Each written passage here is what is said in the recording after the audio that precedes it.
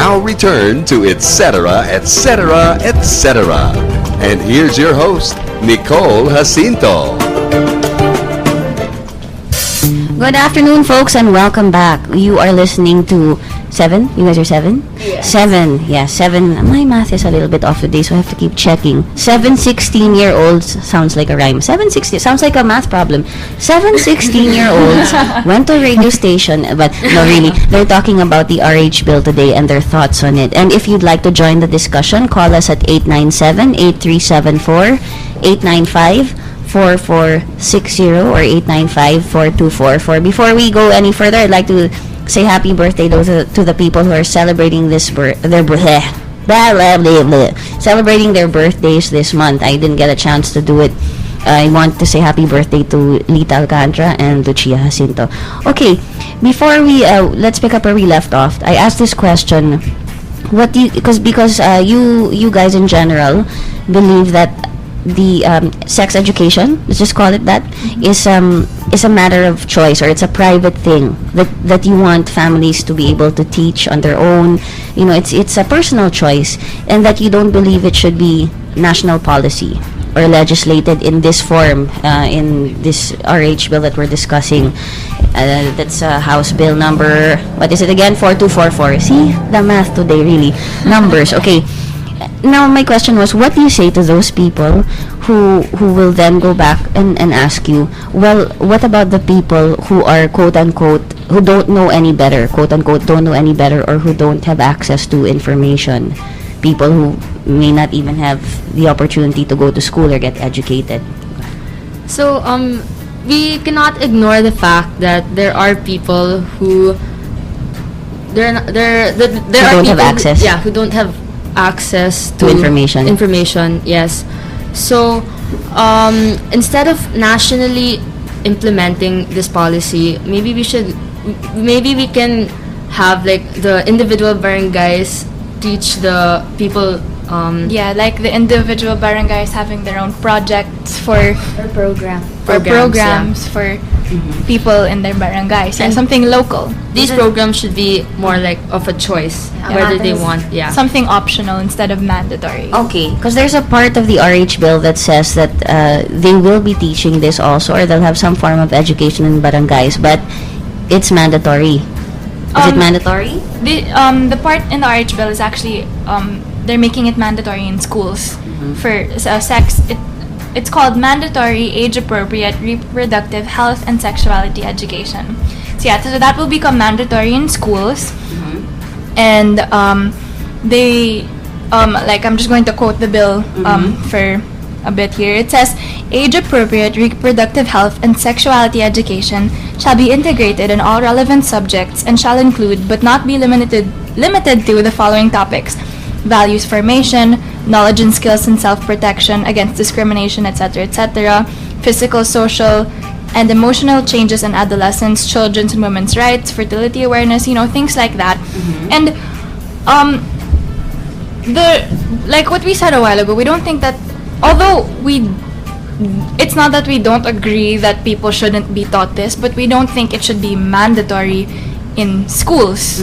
You prefer if they offered classes or programs on the barangay level. And you said something earlier. You said it should be a choice for the people to attend. Yes. Okay. Also, because if you look at it in the perspective of the parent, like, what would the parent feel if they don't like the way if they have a certain way to educate their children about this certain topic, because this topic, it's sensitive, and it's not something it's not something that they want to come just from anybody. Then one thing is, even you can't completely trust who is giving these classes, so parents kind of want it on a more personal level, since they know what they're going to be teaching their children is in line with what they believe and what they want their children to grow up with. So it's also a matter of family. Yes, and aside from the parents, when you look at the perspective from the schools, because we can't ignore the fact that there are Catholic schools who don't agree with family planning and sex education and all these things. And when you're making that mandatory, like if you make it part of the curriculum that they have to teach it, I don't think it's fair for those schools either, because they because of the beliefs that they want to impart on their students. Yes, that's a good point. No, you both made the last two who spoke also made really good points. You said earlier it's a matter of family, and you're saying, well, how can you? Some parents might not even trust the people who are giving their children this information because it's a sensitive issue. And you just said it'll be enforced on schools, and we know that in the Philippines we have a lot of Catholic schools, or there's an education of Catholic, of Catholic education, schooling, and maybe some Christian schools and different religions. So you feel, the last person who spoke, you feel that that it's also unfair to the schools because they'll be forced to Yes. teach things that kind of run contrary to what their values are all about. Now, there might be some smart aleck there saying, yeah, but not everyone's Catholic, or not everyone's Christian, or not everyone's blah blah blah. But I guess your point is that you have a choice to go to either a Catholic school or a Christian school or a non-denominational school, and you want these schools to also have a choice in terms of what they're teaching. Yes, you're pointing to something in the bill. You No, have some 'cause problems. actually, there's one part of the bill. It's in section 2. The very beginning. The very, very beginning of the bill. It says that this bill should not discriminate. Discriminate, and it's consistent with their religious convictions, cultural beliefs, and demands of responsible parenthood.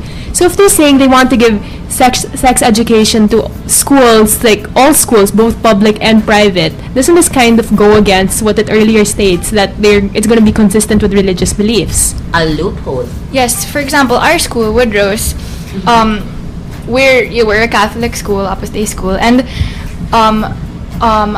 our what we're taught there that's not really part of what's being said in this bill, and I think a lot of people would have a problem with it being required in schools. I just want to make one thing clear, though, here to the audience out there that's listening.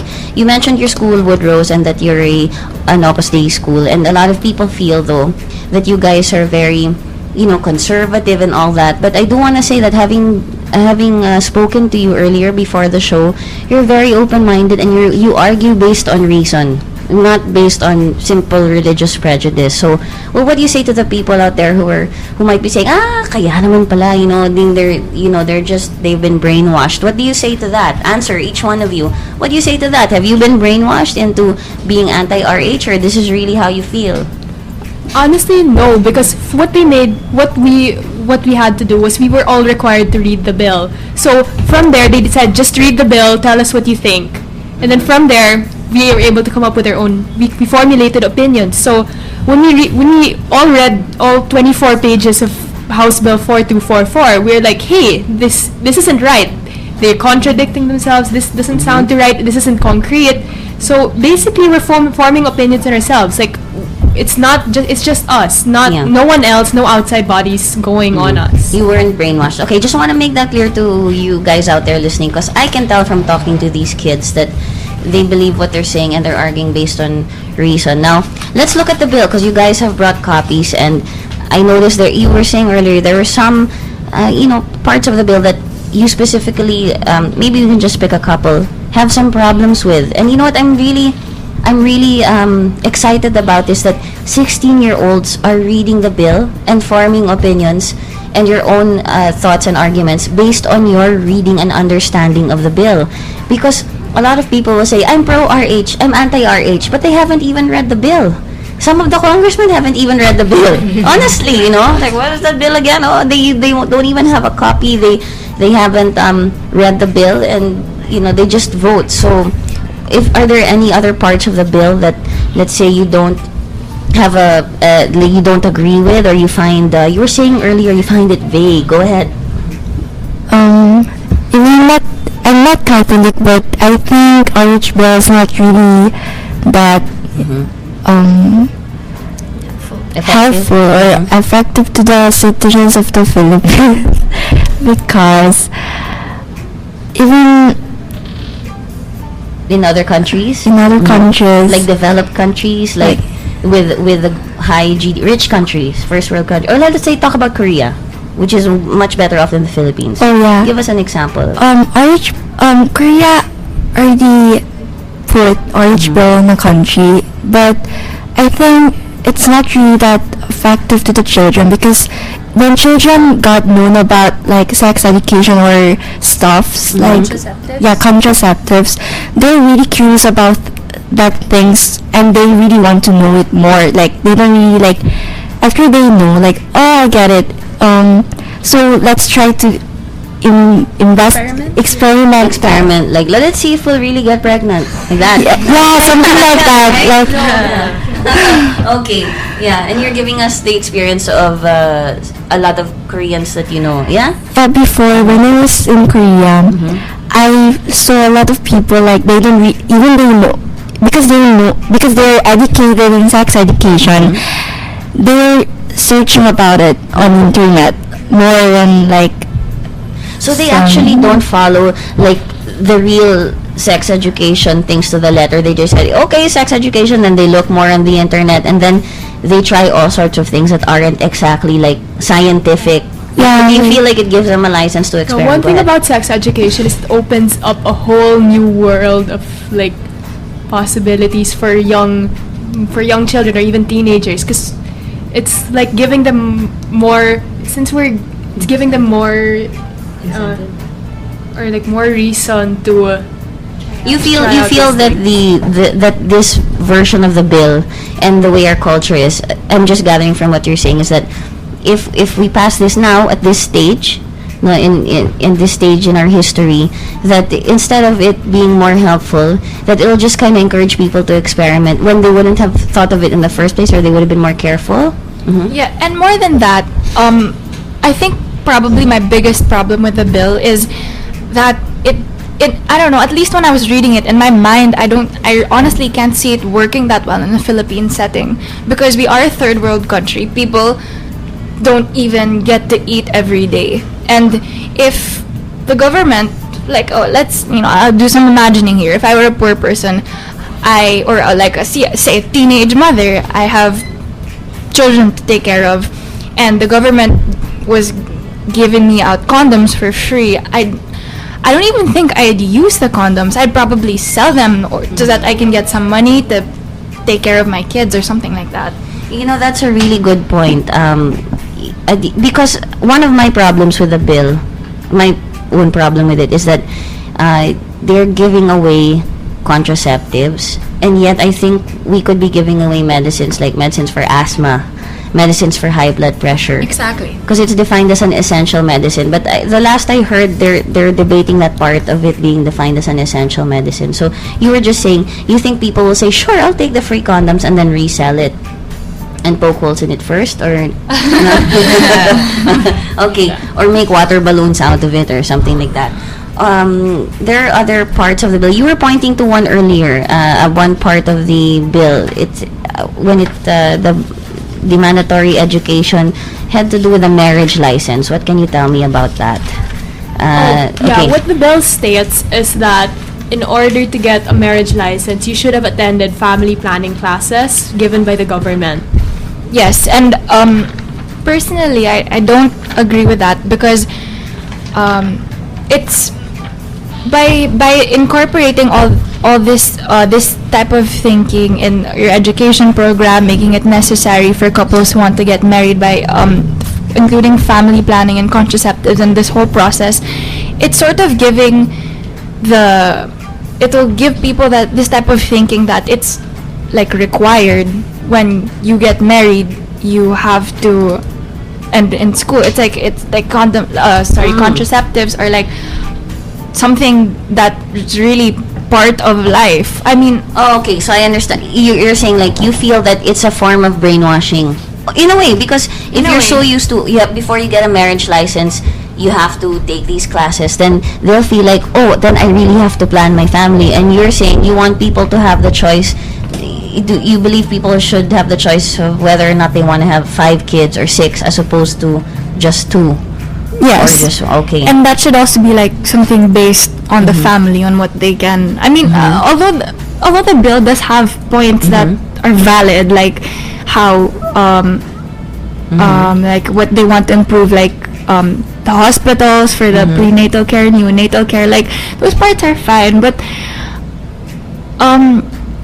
I just find it a bit, personally I find it a bit scary in a way, because the way that a lot of things in the bill were phrased is very, very, very vague, and they didn't really give concrete like examples like what they're going to do. It says forward family planning, promote family planning, but how are you going to promote that family planning? You're absolutely right. It's a pretty vague bill for me. And when you read bills or laws, they get very specific. They tend to get specific, but not too specific, because the judiciary is supposed to interpret it. It's up to the judges to interpret that law. But it is very vague. How do you all feel like that?